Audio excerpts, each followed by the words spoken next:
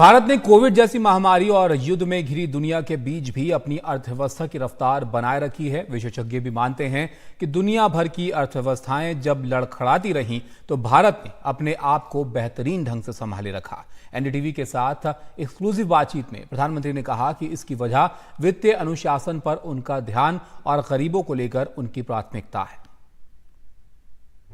मैं financial discipline का बहुत आग्रही रहा हूँ, अदरवाइज ही कोई देश चल नहीं सकता है।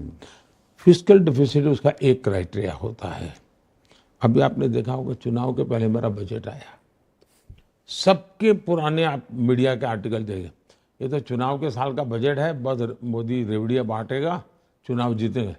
और जब बजट आ गया तो लोगों को आश्चर्य हुआ कि ये तो चुनावी बजट है ही नहीं। आपके पास फिस्कल स्पेस अवेलेबल था खर्च करने को और आपने नहीं किया। मैंने डेवलपमेंट के लिए खर्च करना था क्योंकि मुझे मालूम है कि मुझे गरीबी से देश को मुक्त करना है।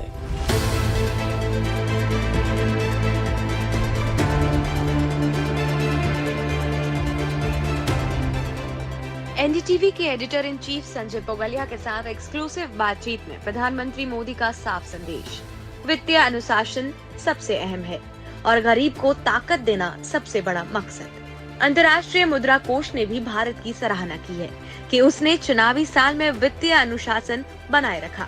खासकर इस बात की कि सरकार ने कैसे कमाई और खर्च के बीच संतुलन बनाए रखा, क्योंकि असंतुलित खर्च से वित्तीय घाटा बढ़ता है और मुद्रास्फीति बढ़ती है।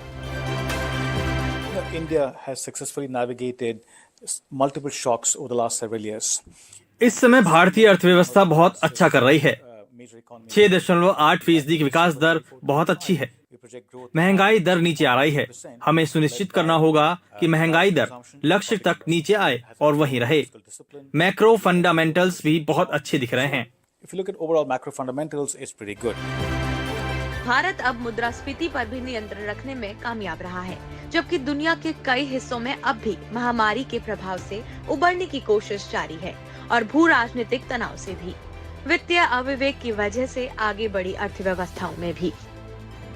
अब मुझे याद है जब कोरोना आया, ये बड़े बड़े नोबेल प्राइज विनर आकर के मुझे दबाव डालते थे कि नोटे छापो, नोटे बांटो।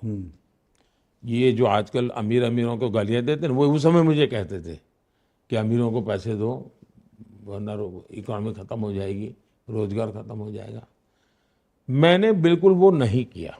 मैंने गरीब भूखा नहीं रहना चाहिए, गरीब का घर का चूल्हा जलाना पहली मेरी प्रायोरिटी वो बनी। डेवलप्ड इकोनॉमीज में आजकल देख रहे हैं वो है एक कॉस्ट ऑफ लिविंग क्राइसिस। बहुत ही डेवलप्ड इकोनॉमीज में फूड इन्फ्लेशन और पदार्थों का इन्फ्लेशन वो ज्यादा आगे तेजी से बढ़ रहा है, लेकिन बाकी कमोडिटीज अभी भी सस्ती हैं, इसीलिए उनका ओवरऑल इन्फ्लेशन रेट लोअर है। इसीलिए कॉमन पर्सन को, कॉमन आम आदमी को डेफिनेटली ये फूड इन्फ्लेशन ज्यादा फील होता है और कॉस्ट ऑफ लिविंग ज्यादा फील होता है, इवन दो वो ओवरऑल इन्फ्लेशन रेट में नजर नहीं आता है। रोड्स वगैरह जो पहले नहीं हुआ करता था उनको एड्रेस की गई है।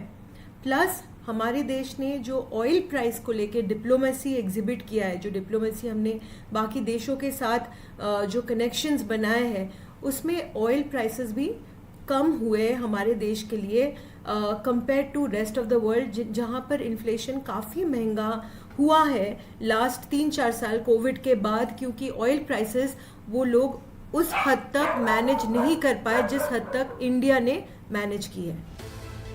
जहां जानकार और विश्लेषक भारत के व्यापक बुनियादी ढांचे के मजबूत होने की बात कर रहे हैं, वहीं एक सवाल भी है कि भारत कितनी तेजी से दुनिया की तीसरी सबसे बड़ी अर्थव्यवस्था बन सकता है और ऊर्जा जरूरतों को लेकर आत्मनिर्भर भी हो सकता है।